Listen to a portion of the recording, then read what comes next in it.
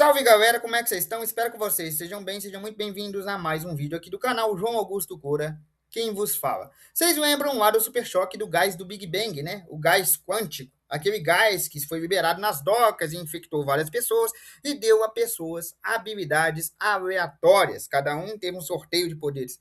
Peraí, aleatórias? E se eu te dissesse que não são tão aleatórias, que tem um padrão? Isso mesmo, parece um sorteio, mas não é. Os que foram expostos ao gás do Big Bang, que é o gás quântico que fez a mutação, são chamados de Bang Babies, ou seja, filhos do Big Bang.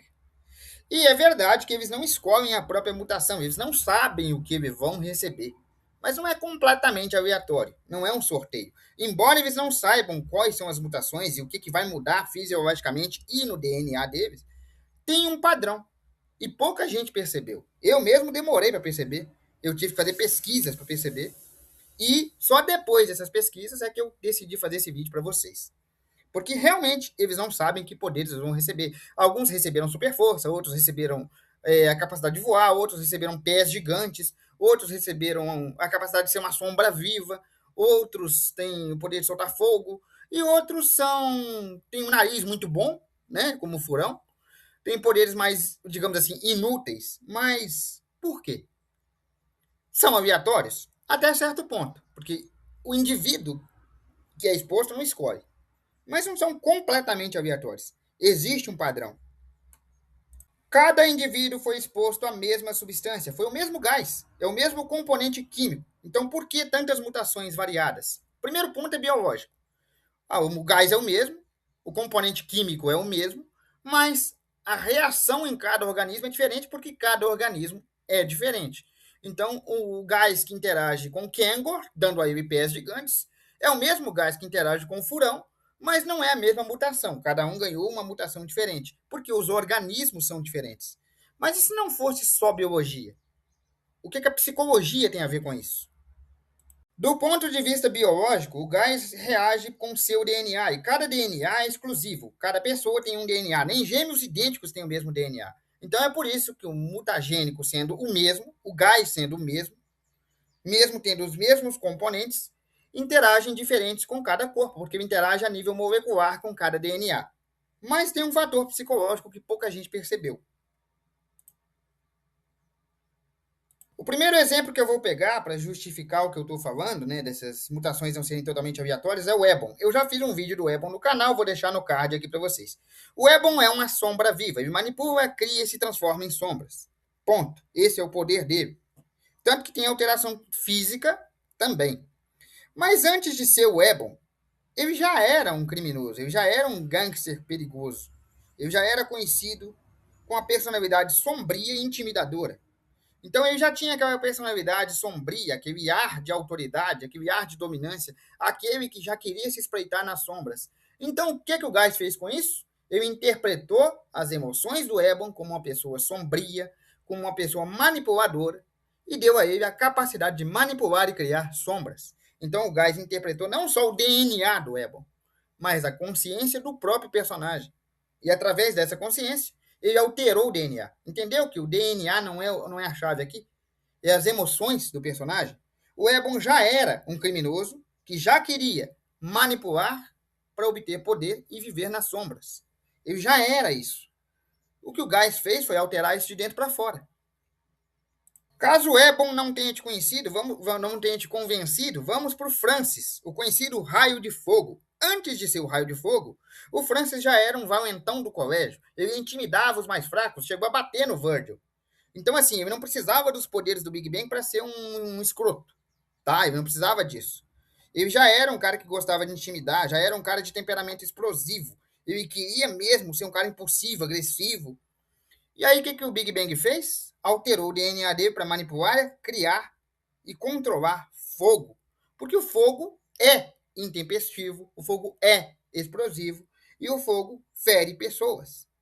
Então, pegaram um cara nervoso, estressado, agressivo e deram a ele a capacidade de manipular fogo.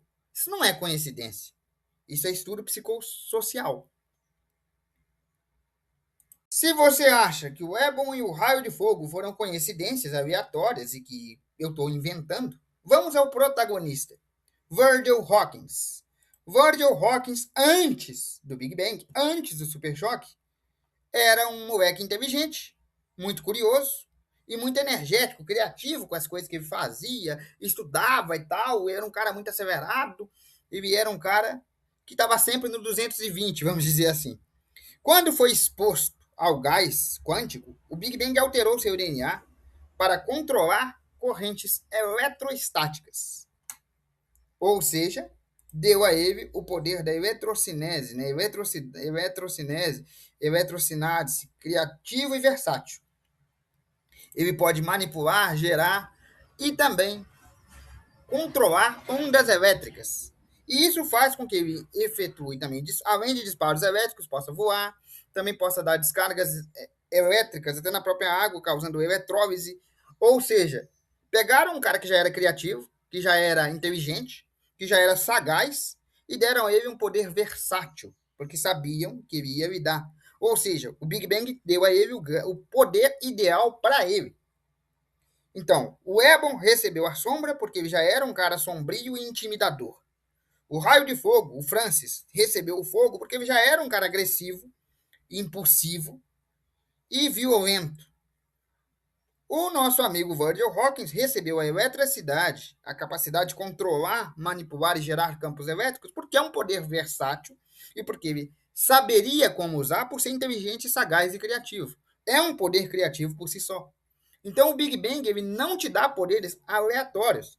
Ele te dá poderes de acordo com a sua mentalidade. Ele altera o seu DNA, mas de acordo com a sua consciência emocional, com o seu subconsciente.